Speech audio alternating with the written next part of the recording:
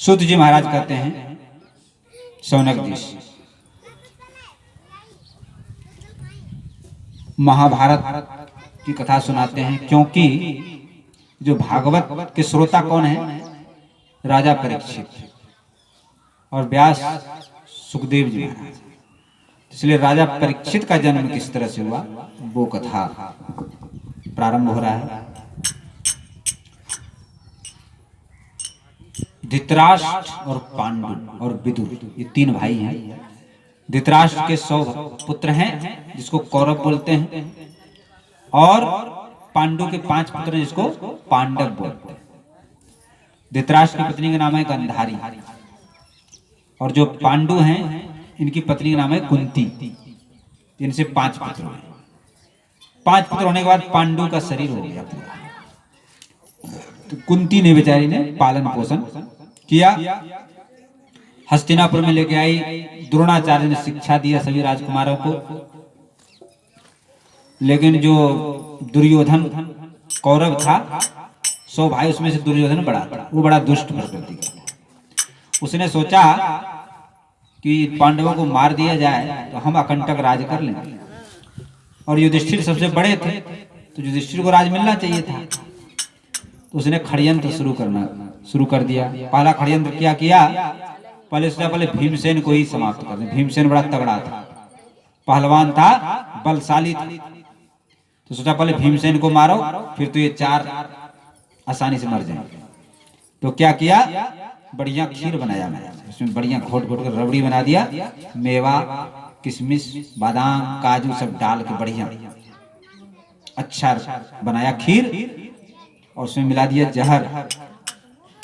और भीमसेन खूब भोजन करते थे, डट खूब चकाचक खीर खाया, स्वाद में खा गए। लेकिन जहर ऐसे पहुंचा अंदर कि नशा छाया और बेहोश होकर गिर गए। तो बांध करके गंगा जी में बहा दिया। बहते बहते पतालपुरी पहुंच गए नागलोक। तो नागों ने खूब खाया, तो जहर की दवाई जहर, तो वो जहर सांपों के नागों के काटने से जहर खत्म। नागलोक के जो राजा थे उसने कहा कहां से आए कैसे आए? तो उसने परिचय दिया, बोले पांडु के पुत्र हैं। बोले अरे पांडु तो हमारे मित्र थे। बड़े प्रसन्न हुए। और एक कुंडा था महाराज, बोले इसको पियो, 1 कुंड पियोगे तो 1000 हाथी का बल हो जाएगा। तो 10 कुंड पी गए, 10,000 हाथी। लौट के चले आए। दुर्योधन ने कही तो और बलशाली होकर चले आए। दूसरा षड्यंत्र रचा। एक जो है वारणावत नाम का जगह था, वहां पे मेला लगता था। तो धृतराष्ट्र से कहा कि इनको कहो कि मेला देखने जाए, 5 पांडव और उसकी मां कुंती। तो वहां पर क्या किया कि घर बनवाया, मकान, और उसमें भीतर तो लाख जिसकी चूड़ी बनती, चूड़ियां, वो बड़ा जल्दी आग पकड़ता है। तो भीतर तो लाख भरवा दिया, ऊपर से बढ़िया से प्लस्तर करके बिल्कुल सुंदर भवन, लाक्षागृह बोलते हैं, बनवा दिया। और रहने के लिए गए। लेकिन विदुर जी इनके हितैषी थी, उनके चाचा थे विदुर जी को पता था। तो विदुर जी ने उनको बता दिया पांडवों को, ऐसे ऐसे षड्यंत्र चल रहा है, अमुक दिन आग लगाएंगे, और उसमें से गुफा बनवा दिया बाहर। तो जिस दिन आग लगाना था उससे 1 दिन पहले ही भीमसेन ने उसमें आग लगा दी। 5 पांडव और कुंती गुफा के रास्ते से बाहर निकल गए। संजोग की बात है कि वहां पर 5 भील और उसकी माँ उसी में ठहरी हुई थी, वो जल गए, मर गए। सुबह पता लगा कि अरे लाक्षागृह में आग लग गया। तो सब लोग आए वहां से हस्तिनापुर से, देखा कि अब जल गए तो पता ही नहीं चला कौन है। सोचे, सबने कहा कि 5 पांडव और उसकी मां मर गई। अब खूब नाटक किया रोने का, और फिर उसके संस्कार कर दिए, श्राद्ध उराद्ध सब कर दिया। अब इधर ये पांडव लोग गुप्त वेश में रहने लगे, कहीं दोबारा ही षड्यंत्र न करें। घूमते घूमते पंजाब पहुंच गए। वहां पर द्रौपदी का स्वयंवर हो रहा था। स्वयंवर क्या था कि एक ऊपर मछली, लकड़ी का मछली घूमता था, उसमें आंख लगे थे, और नीचे पानी में देख करके लक्ष्य साधना था। तो बड़े बड़े राजा महाराजा वहां पर आए थे, लेकिन किसी से लक्ष्य नहीं सधा। ब्राह्मणों के वेश में अर्जुन थे। तो भगवान कृष्ण बलराम भी आए थे। तो भगवान कृष्ण ने इशारा कर दिया अर्जुन से, अर्जुन आए। अर्जुन ने लक्ष्य किया और द्रौपदी के साथ द्रौपदी को ले गए। तो जो भिक्षा लाते थे ना, वो कुंती कहती भैया पांचों बेटा मिलके खा लो। तो जैसे कुंती माता तो भीतर थी कुटिया में, ये लोग बाहर थे। तो युधिष्ठिर ने कहा माँ आज एक बहुत सुंदर वस्तु लेके आए, कुंती का पांचों बेटा मिलके उपयोग कर लो, बांट कर। तो युधिष्ठिर ने कहा माँ ये तुमने क्या कह दिया, ये कोई खाने की चीज थोड़े है, ये तो द्रौपदी है। जब तक कृष्ण बलराम भी आ गए वहां पर, बोले कि देखो इसको वरदान ही, पहले जन्म में इसने तपस्या किया शंकर भगवान का, तो इसने 5 बार कहा हमको सुंदर गुणवान पति प्राप्त हो, तो 5 ही पति का वरदान है।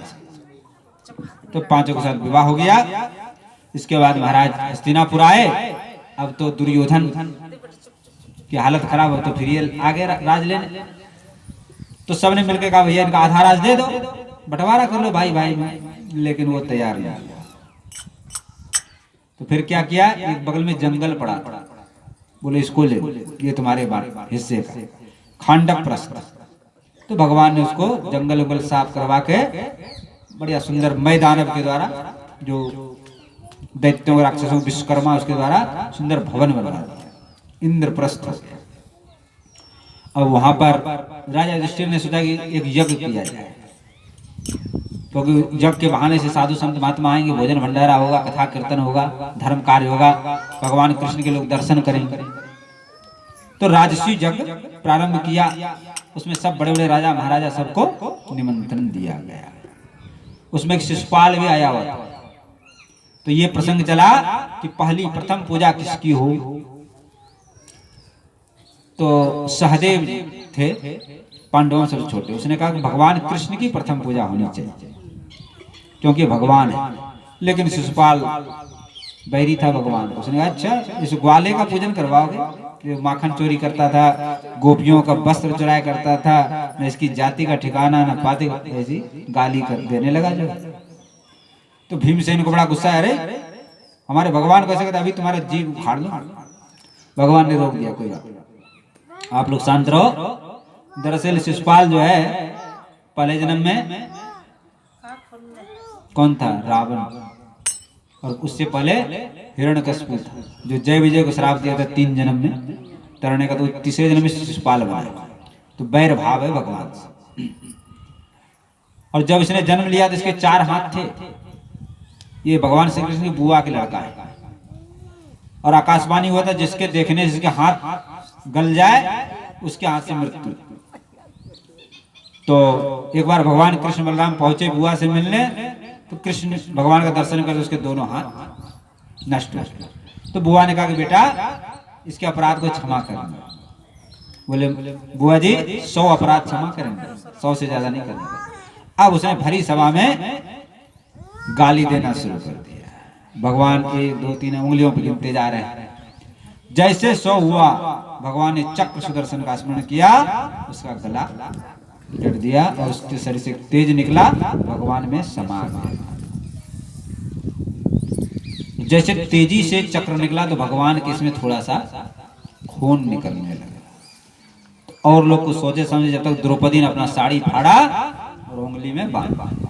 भगवान ने कहा कि इस कर्ज का बदला मैं समय आने पर चुकाऊंगा। अब महाराज यज्ञ संपन्न हो गया, सब लोग अपने अपने चले गए राजा महाराजा। लेकिन जो निकट संबंधी होते हैं वो रह जाते हैं। तो दुर्योधन, कर्ण, शकुनी ये सब रह गया।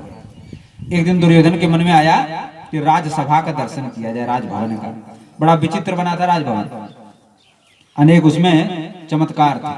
जहां सूखा हो वहां तो पानी दिखे, जहां पानी वहां सूखा दिखे, जहां दरवाजा हो वहां तो दीवार दिखे, जहां दीवार वहां दरवाजा दिखे। ऐसी माया से बना हुआ। तो जो है घूमने चला, एक जगह जो है देखा क्या, पानी जैसा दिख रहा था, धोती उठा ली ऊपर, और एक जगह सूखा दिख रहा था, वहां पानी था, जाके बेचारे गिर। एक जगह जो है दरवाजा था, उसको दीवार सा लग रहा था, तो दूसरे तरफ चलने लगे, यहाँ तो बंद है। और एक तरफ जो है दीवार था, दरवाजा दिख रहा, जाके टकरा गया, सिर टकरा गया। ऊपर द्रौपदी देख रही थी खड़ी खड़ी। अब द्रौपदी ने कह दिया अंधा का पुत्र अंधा ही। बस महाराज बाण की तरह लग गया उसको। बोले अच्छा अंधा का पुत्र अंधा तो मैं भी देख लूंगा, इसका बदला नहीं चुकाया था। वो तो वहीं से वापस हो गया। देखो यहाँ पर एक शिक्षा है। वैसे द्रौपदी का अवतार ही हुआ था महाभारत कराने के लिए, दुष्टों का नाश के लिए, लेकिन यह शिक्षा है कि वाणी संभाल के बोलना चाहिए। ऐसी वाणी ना बोलो कि दूसरों को चुभ जाए। तलवार का घाव और घाव तो भर जाता है, लेकिन जो वाणी का घाव है ना ये नहीं भरता, जल्दी नहीं भरता। इसलिए कहा गया वाणी ऐसी बोलिए मन का आपा खोय, औरण को शीतल करे आपहु शीतल हो। तो वाणी ऐसी बोलनी चाहिए कि अपना भी मन शीतल हो जाए। जो लोग कठोर वचन बोलते हैं, गुस्से में बोलते हैं, तो स्वयं तो छाती अपना जलता है, दूसरों को भी कष्ट होता है। तो वाणी ऐसी बोलो कि अपना भी मन शांत रहे और दूसरों को भी कष्ट ना हो। देखो वाणी से आदमी मित्र बन जाता है, दोस्त बन जाता है, और वाणी से ही शत्रु भी बन जाता है। कौवा बोलता है कां कां कां, समय भगाओ इसको। कोयल कुहू कुहू, सब लोग अरे बड़ा मधुर बोलते हैं। तो वाणी से ही आदमी मित्र भी बनता है और वाणी से ही दुश्मन बन जाता है। इसलिए वाणी को बड़ा संभाल के बोलना चाहिए। अब उसने क्या कहा, अपने बाप को जाके भरा धृतराष्ट्र। और धृतराष्ट्र वास्तव में बाहर से अंधा नहीं था, भीतर से भी अंधा था। पुत्र के मोह में अंधा था। जो लड़का कहे उसी को मानने के लिए आंख बंद करके उस काम को करने के लिए तैयार था। तो दुर्योधन ने कहा कि पांडवों को जुआ खेलने के लिए बोला, जबकि जुआ बहुत बुरा काम है, उसमें तो महाराज सब सत्यानाश हो जाता है, घर बार से। वो हट पड़ गया तो युधिष्ठिर जी से कहा। युधिष्ठिर जी भी जानते थे कि ठीक नहीं है, लेकिन पिता मानते थे, ताऊ थे, तो ताऊ का आज्ञा पालन करना चाहिए, धर्म है, धर्मराज थे, आगे। लेकिन दुर्योधन ने कहा हमारे जो मामा है शकुनी, वो हमारी तरफ से खेलेंगे। और शकुनी को जुआ सिद्ध था, पासा। अब महाराज दांव पे लगाने लगा, महल लगाया, खजाना लगाया, सोना चांदी राज सब धीरे धीरे लग गए। तो पांचों पांडवों को भी लगा दिया। बोले अब तो भैया कुछ नहीं रहा। बोले अभी रानी तुम्हारी जो रानी द्रौपदी है, महारानी द्रौपदी, उसको लगा दो, उसको भी दाव पे लगा, वो भी हार गए। अब दुर्योधन ने एक सेवक भेजा, उसको बुला के ला भरी सभा। तो सेवक गया वहां पर, द्रौपदी का देखो मैं राजरानी हूं, सम्मानिता हूं, और इस समय रजस्वला हूं, एक वस्त्र पहनी हूं, इस अवस्था में राजसभा में नहीं जा सकता। तो सेवक लौट आए। दोबारा उसने दुर्योधन अपने जो छोटे भाई जो दुशासन को भेजा। दुशासन को 10,000 हाथी हो। दुशासन से कहा उसको ऐसे नहीं आवे, उसको घसीट के ले आओ, पकड़ पकड़। तो दुशासन ने जाकर कहा, लेकिन द्रौपदी ने कहा इस तरह से तुम क्यों ले जा रहे हो भरी सभा में, ठीक नहीं है। लेकिन उसने सुना नहीं, केस पकड़ के खींचते हुए ले आए। भीमसेन को सहन नहीं हुआ, उसने खड़े हो गए और प्रतिज्ञा किया कि जिस हाथ से दुष्ट दुशासन तुमने द्रौपदी के केस पकड़े, यदि उस हाथ को नहीं उखाड़ा तो मेरा नाम भीमसेन। उसके बाद दुर्योधन ने कहा कि ये 5 पतियों की पत्नी है, वेश्या के समान है, इसलिए इसको लाज शर्म क्या है, इसको नंगी कर दो और मेरे जांग पे बैठा। तो द्रौपदी ने कहा धृतराष्ट्र से, राजा तुम्हारे राज में क्या अन्याय हो रहा है, तुम सती स्त्री का अपमान कर रहे हो, इसका परिणाम नहीं जानते थे। लेकिन वो तो अंधा ही था, पुत्र मोह में कुछ नहीं बोला। और द्रौपदी ने दुर्योधन को भी समझाया कि तुम मेरे देवर हो, इस तरह से क्यों करते हो। लेकिन दुर्योधन ने कहा अच्छा देवर नहीं, मैं वही हूं, अंधा का पुत्र अंधा, वो तो दिख ही नहीं रहा। और भी बड़े बड़े वीर बैठे थे महाराज, भीष्म पितामह, द्रोणाचार्य, कृपाचार्य, बड़े बड़े महारथी बैठे थे वहां। सबकी ओर देखा, लेकिन किसी की हिम्मत नहीं हुई कि कुछ कहें कुछ सुने। एक जो है विकर्ण था, 101वां भाई अलग हुआ था धृतराष्ट्र, उसने कुछ कहा तो उसको राजसभा से भगा देने का। और दुर्योधन ने कह दिया कि जल्दी इसको नग्न कर, तो खींचने लगा वस्त्र। तो जब वस्त्र खींचने लगा तो द्रौपदी ने कहा मैं भी तो छत्रानी हूं, मेरा भी बल है, तो उसने दोनों हाथ से वस्त्र पकड़ लिया, लेकिन उसको तो 10,000 हाथी का बल था। और इधर भगवान श्री कृष्ण द्वारकापुरी में महारानी रुक्मिणी के महल में भोजन कर रहे थे, लेकिन महाराज ग्रास मुंह में नहीं लिया गया। तो रुक्मिणी जी ने कहा कि प्रभु भोजन आप क्यों नहीं करते? भगवान बोले हमारे भक्त पर कष्ट पड़ा हुआ, भीड़ पड़ा हुआ। तो रुक्मिणी जी ने कहा आप जाते क्यों नहीं है भक्त की रक्षा करने के लिए, आप जाइए। भगवान बोले कैसे जाएं? बोले क्यों, बात क्या है? बोले अभी द्रौपदी को अपने बल का भरोसा है, जब तक जीव को अपने बल का भरोसा रहेगा तब तक भगवान नहीं आएंगे। जब जीव अपना भरोसा, अपने बल का, अपनी बुद्धि का, अपनी चालाकी का सब कुछ छोड़ के जब भगवान के शरण में जाता है तब भगवान सहायता करता है। तो द्रौपदी को तो अभी अपने बल का सहारा है, इसलिए मैं नहीं जा सकता। इधर जो दुष्ट दुशासन था उसने जो महाराज जोर लगाना, बल लगाना प्रारंभ किया, तो अब द्रौपदी का बल कहां तक काम करेगा। तब अंत में हारे को हरि नाम भगवान को जो है याद करते हैं, पुकारते हैं। द्रौपदी ने भगवान को पुकारा, गोविंद द्वारिका वासिन कृष्ण गोपी जन प्रिय कौरवे परिभूता किम न जानसि केशव। हे गोपीनाथ, हे गोपीजन वल्लभ, हे द्वारकानाथ, मेरी रक्षा कीजिए। द्रौपदी जो है करुण स्वर में पुकार कर रही है भगवान से, हे मेरे सुंदर श्याम आना होगा, आकर लाज बचाना होगा। हे मेरे सुंदर श्याम आना होगा, आकर लाज बचाना होगा।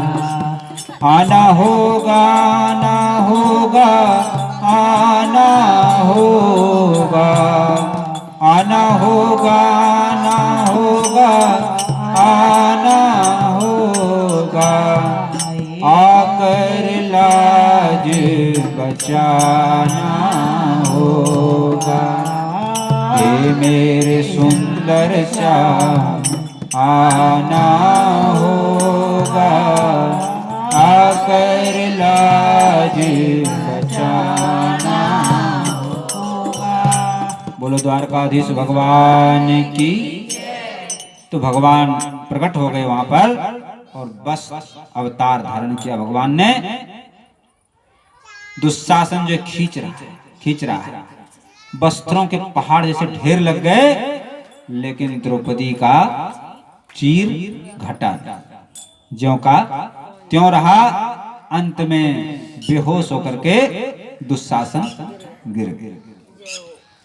नारी बीच सारी है कि सारी बीच नारी है, नारी ही की सारी है या सारी ही की नारी। तो वहां पता नहीं चलेगा नारी है कि साड़ी है, क्या है। इस तरह से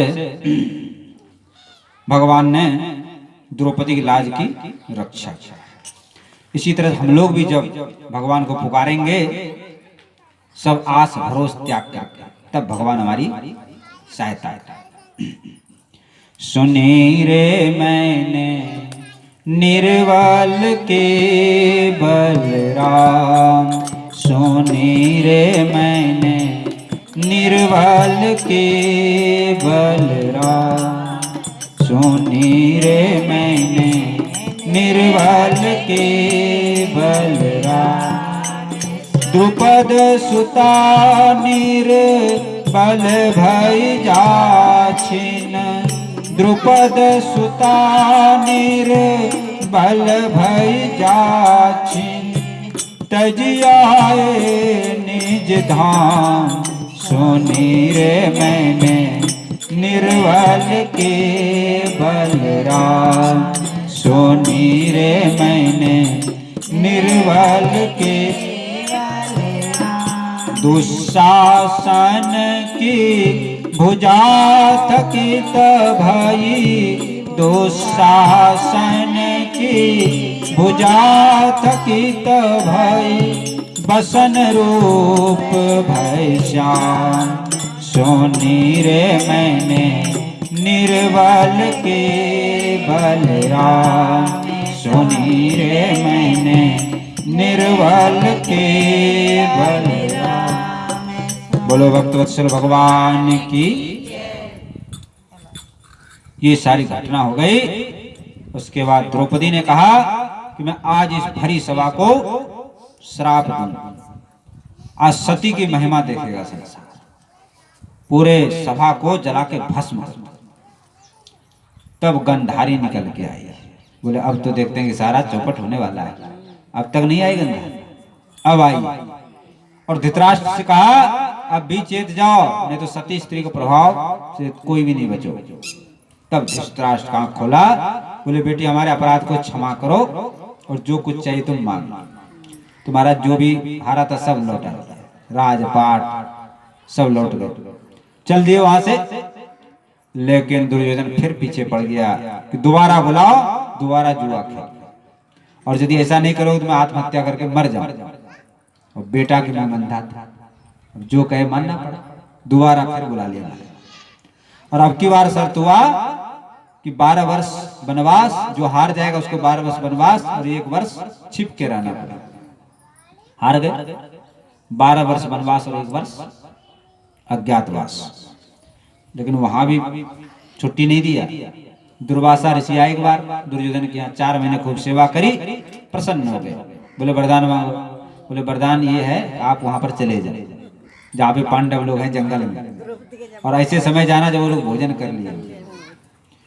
सूर्य भगवान ने एक पात्र दिया था द्रौपदी को, अक्षय पात्र नाम था। उसका नियम ये था उसमें जो चीज कहो वही चीज तैयार है। खीर कहो तो खीर, मालपुआ को जो चाहो वो कहने से हो जाता है, और लाखों आदमी भोजन कराओ एक ही पतीली से। लेकिन जब द्रौपदी खा ले तो फिर महाराज कुछ नहीं। बोले उसी समय जाओ, और अकेले नहीं जाना है, 10,000 चेला और हैं साथ में। बोले कि भोजन मिलेगा नहीं, श्राप दे देंगे, मर जाएंगे, अपने आप से कंटक खत्म हो जाएगा। पहुंच गए महाराज। बोले भोजन, युधिष्ठिर जी से बोले भोजन का समय दोपहर है, भोजन करने का विचार है। बोले महाराज ठीक है आप करते हैं व्यवस्था। और युधिष्ठिर जी को तो पता था तो कुछ है ही नहीं। बोले हम स्नान करके आते हैं। तो वो लोग तो चले गए स्नान करने। अब इधर युधिष्ठिर जी का द्रौपदी, अब तुम ही लज्जा रख सकती नहीं, तो ये तो क्रोधी महात्मा है, अभी श्राप देते हैं। अब द्रौपदी को देखी सारा था भगवान का, भगवान को पुकारने लगी। भगवान विश्राम कर रहे थे, लेकिन भक्त पुकारे तो फिर भगवान विश्राम कहाँ करें, जग गए। रुक्मिणी जी ने कहा प्रभु आप कहाँ जा रहे हैं? बोले द्रौपदी पे संकट आ गया। रुक्मिणी बोले आपके भक्त भी बड़े उटपटांग हैं, न तो भोजन करने देते हैं न विश्राम करने देते, जब मर्जी जब भी पुकार लेते, कोई समय ही नहीं। ठीक है, भक्त ने पुकारा था आप जाइए। पहुंच गए। बोले द्रौपदी बड़ी जोर से भूख लग रही है, कुछ खाने को तो दे दो। बोले प्रभु आप क्यों मजाक उड़ा रहे हैं, तो मैं वैसे ही परेशान हूँ और आप भी करेंगे, भूखे आए। अब है ही नहीं आप कुछ, कैसे आपको भोजन कराऊं? बोले लाओ तो सही, पतीली लाओ, कुछ ना कुछ। बोले महाराज मांस धो के रख दिया, कुछ नहीं है उसमें। बोले लेके आओ। तो लाया, तो कोई कहते हैं चावल था, कोई कहते हैं पत्ता, उसको भगवान ने लिया। बोले इससे संपूर्ण जगत तृप्त हो जाए। इतना कहना था कि जो दुर्वासा ऋषि शिष्य थे सबको लगा कि गले तक भोजन भर गया, डकार आ रहा, खट्टी खट्टी डकार। इधर भगवान ने भीमसेन को कहा कि बुला के लाओ सब। भीमसेन गए। तो दुर्वासा ऋषि ने पूछा कि भगवान कृष्ण तो नहीं आए? बोले हाँ आ गए हैं। बोले भैया आप तो यहाँ से भाग चलो, उसी में भलाई है। तो सभी शिष्य बोले भैया हमारा पेट भरा हुआ, अब तो भीमसेन जाओ, भोजन नहीं, निमंत्रण स्वीकार नहीं कर पाएंगे। सब महाराज जल्दी जल्दी भाग गए, क्योंकि पहले एक बार चक्कर पड़ चुका था। अम्बरीश राजा के यहाँ गए थे, एकादशी द्वादशी का पारण था, और क्रोध में तो वो चक्र पीछे पड़ गए थे। तो उनको पता था कि अब की बार फिर न चक्कर पड़ जाए, इसलिए भाग गए जल्दी जल्दी। अब महाराज 12 वर्ष वनवास और 1 वर्ष अज्ञातवास का समय पूरा हो गया, आ गए। लेकिन दुर्योधन तो टस से मस नहीं हुआ। तो भगवान ने कहा चलो एक बार शांति वार्ता कर लेते हैं। शांति वार्ता के रूप में भगवान स्वयं शांति दूत बन के आए। लेकिन दुर्योधन ने कहा, भगवान ने कहा चलो तुम राज नहीं दे रहे, 5 गांव ही दे दो, 5 गांव से ही पांडव खुश हो जाए। लेकिन दुर्योधन ने कहा कि 5 गांव की कौन कहे, एक सुई के नोक के बराबर भूमि नहीं दूंगा बिना युद्ध के। तो भगवान ने कहा युद्ध का परिणाम जानते हो क्या होगा? सबका सर्वनाश हो जाएगा। और दुर्योधन ने कहा अच्छा इतनी बात बढ़ते हो, इस ग्वाले को बंदी बना दो। तो भगवान ने विराट रूप दिखाया, सब हतप्रभ। फिर भगवान का स्वागत करने चले। बोले दुशासन का महल सबसे सुंदर है, उसमें 56 भोग की व्यवस्था की गई है और बढ़िया सुंदर बिस्तर लगा के आप चलो पधारो। भगवान ने कहा देखो 2 जगह भोजन किया जाता है, जहां प्रेम हो अथवा जहां कोई काम बनता। न तो यहाँ काम बना ना कोई प्रेम, हम तो भैया दूसरे जगह भोजन करेंगे। तो भगवान कहाँ जा रहे हैं? विदुर जी के घर जा रहे हैं। भगवान जब प्रेम के भूखे हैं। सबसे ऊंची प्रेम सगाई, सबसे ऊंची प्रेम सगाई, सबसे ऊंची प्रेम। दुर्योधन के मेवा त्यागे, दुर्योधन के मेवा त्यागे, साग विदुर घर खाई, सबसे ऊंची प्रेम सगाई, सबसे ऊंची प्रेम सगाई।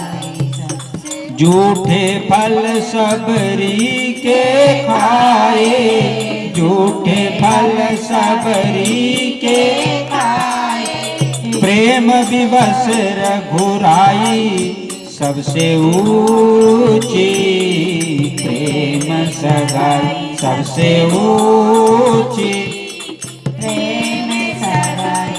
प्रेम के बस अर्जुन रथ हाको, प्रेम के बस अर्जुन रथ भूल गए ठकुराई, सबसे ऊंची प्रेम सगाई, सबसे ऊंची प्रेम सगाई, सबसे ऊंची प्रेम सगाई।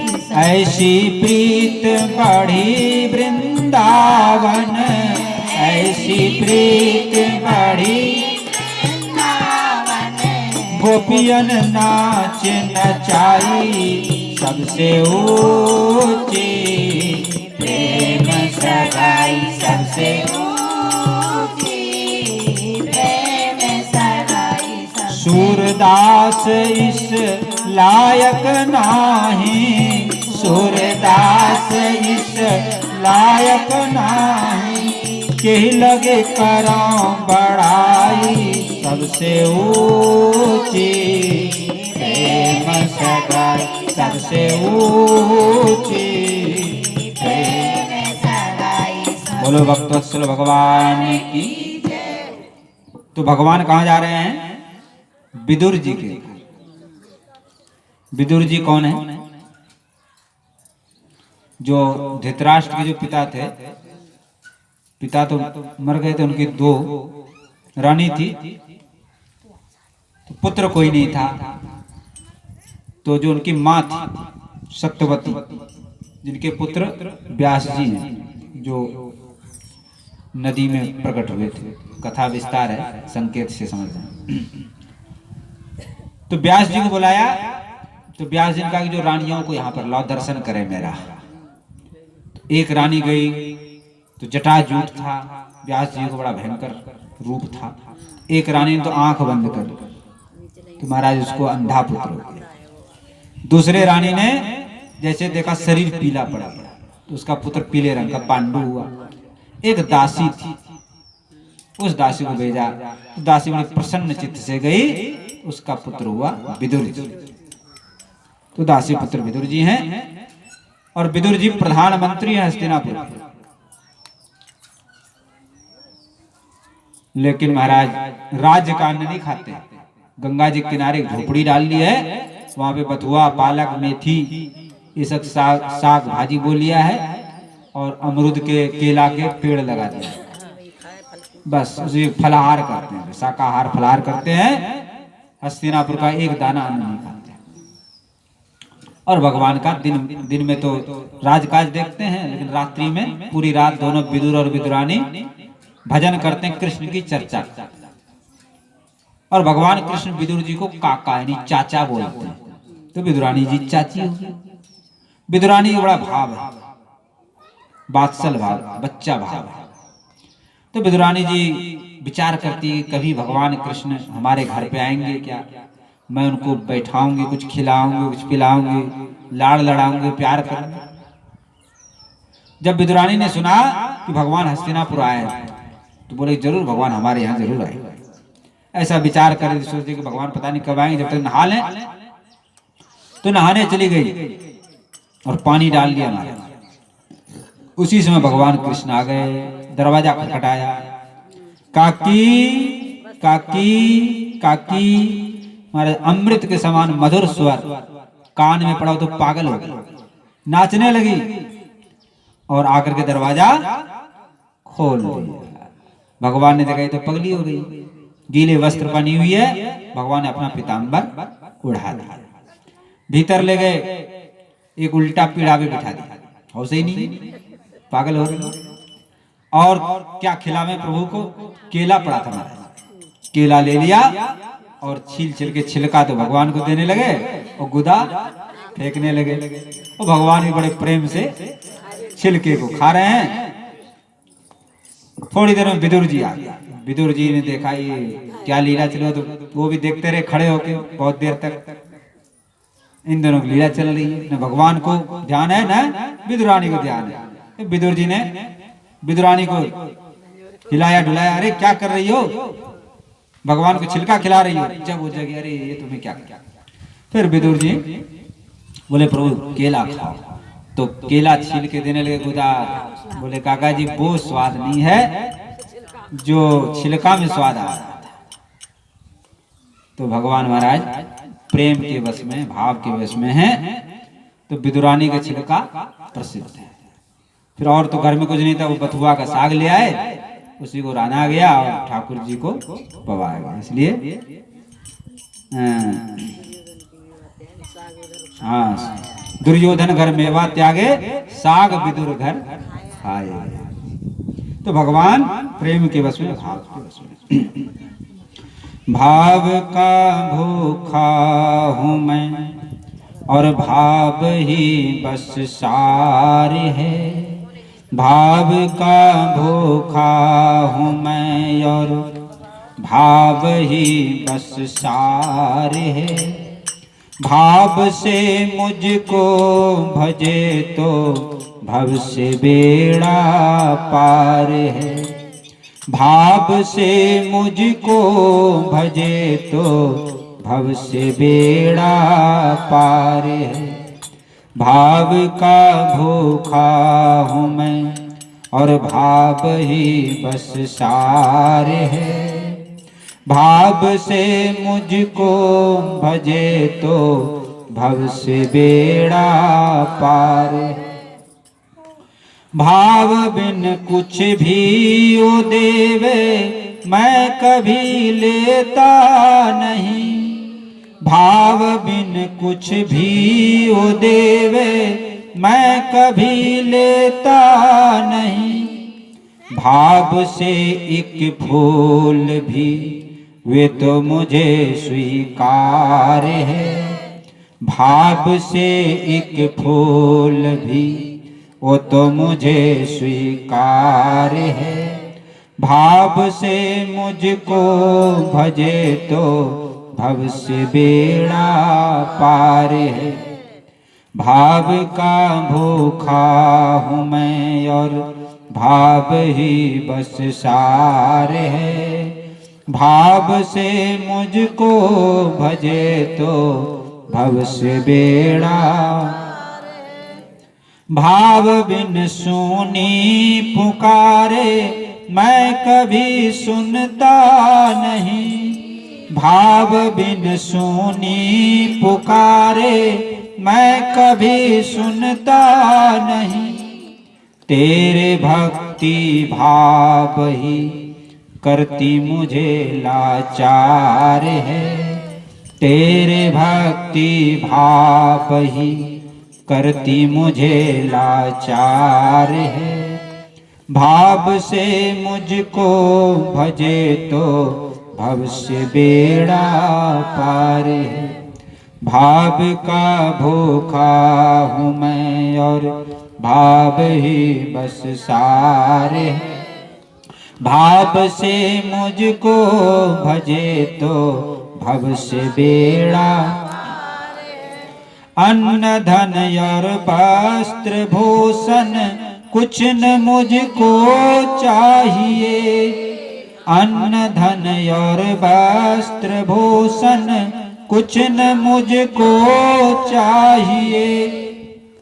आप हो जाए मेरा वश, आप हो जाए मेरा वश, यही मेरा सत्कार है। भाव से मुझको भजे तो भव से बेड़ा पार। भाव का भूखा हूँ मैं और भाव ही बस सार है। भाव से मुझको भजे तो भव से बेड़ा। बांध लेते भक्त मुझको प्रेम की जंजीर में। बांध लेते भक्त मुझको प्रेम की जंजीर में। इसलिए इस भूमि पर होता मेरा अवतार है। इसलिए इस भूमि पर होता मेरा अवतार। भाव से मुझको भजे तो भव से बेड़ा। भाव का भूखा हूँ मैं और भाव ही बस सार है। भाव से मुझको भजे तो भव से बेड़ा पार। बोलो भक्तवत्सल भगवान। तो भगवान भाव के भूखे हैं। भगवान ने कहा कि एक तुलसी का पत्ता चढ़ा दो, एक लोटा जल चढ़ा दो, एक फल या फूल भी चढ़ा दो तो उसको मैं ग्रहण कर लेता हूँ भाव से। और बिना भाव के चाहे 56 भोग लगा दो, चाहे कितना भी खर्च कर लो, महाराज भगवान प्रसन्न नहीं होते। एक जयपुर में गोविंद देव जी का मंदिर। तो बंबई के एक सेठ आया, उसने कहा कि 100 बोरी चून का पकवान बनाओ। 100 बोरी चून तो खाली वही है और बाकी और भी सामग्री भंडारा करो। पहले गोविंद जी का भोग लगाओ, फिर साधु संतों का भंडारा करो। तो सारा सामान आ गया, हलवाई लग गया। अब वो सेठ जी घूमते घूमते भंडार गृह में पहुंच गए। बोले सब काम ठीक हो रहा? बोले हाँ सब बढ़िया हो रहा है। बोले लेकिन थोड़ा हिसाब से करना, हिसाब से सब सामान लगाना। गोविंद जी ने पुजारी जी सपने में कहा, पुजारी जी उसमें बोलते थे, पुजारी से कहा कि इसका भोग में नहीं खाऊंगा, खर्चा तो करा लेकिन इनके मन में जो है कंजूसी है, इसलिए इसका मैं भोग नहीं लगाऊंगा, ये गायों को दे दो। तो उसका महाराज भोग नहीं लगाया। ठाकुर जी ने दूसरा बना फिर भोग। तो तो कहने का अर्थ है कि भाव से यदि आप भगवान को एक पत्ता भी अर्पण करते हैं। एक बात बताओ, भगवान के पास कमी, वो लक्ष्मी के पति हैं, जो लक्ष्मी हमेशा चरण दबाती रहती, उनको क्या कमी, तुम आप क्या दोगे उनको, क्या दे सकते हो? कुछ भी तो नहीं। अरे दाता एक राम, भिखारी सारी दुनिया देने वाले तो वो हैं सबको, हम उनको क्या दे सकते हैं? तो भाव दे सकते हैं भगवान। तो उसी बात को यहाँ कह रहे हैं कि भाव का मैं भूखा हूँ। स्वयं ठाकुर जी कह रहे हैं मैं तो भाव का भूखा हूँ। भाव से एक फूल भी कुछ दे दे तो मैं उसको स्वीकार कर लेता हूँ। अन्न धन वस्त्र भूषण ये सब कुछ नहीं चाहिए, केवल भाव से। इसलिए हम लोगों को चाहिए कि सब अपने घर में अथवा मंदिर में जहाँ भी ठाकुर जी की पूजा जरूर करें भाव से। ऐसा कहा गया है कि जिस घर में मंदिर ना हो, ठाकुर जी ना हो, तो घर श्मशान के समान, वहाँ भूत प्रेतों का निवास हो जाता है। और जिस घर में भगवान की मूर्ति है, ठाकुर सेवा होती है, पूजा होती है, भगवान का कथा कीर्तन होता है, वहाँ भूत प्रेत झांक भी नहीं सकते। कथा आगे अजामिल की आएगी, उस प्रसंग में बताएंगे।